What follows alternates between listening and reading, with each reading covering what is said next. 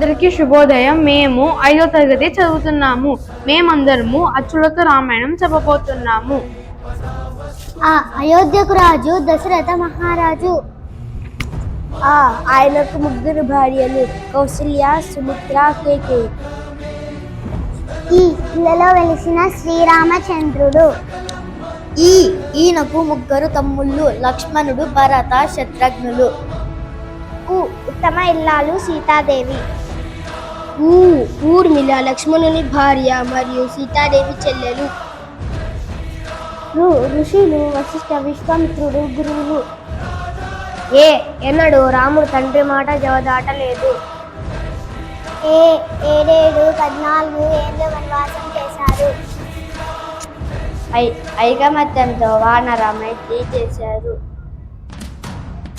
ఒక బాణంతో వాళ్ళని చంపాడు.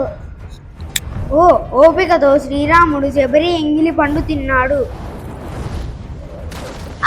ఔదార్యంతో అహల్యకు శాప విమోచనం చేశాడు. అందరితో కలిసి వారధిని నిర్మించారు. అంటూ రావణుని సంహరించారు. ధన్యవాదములు.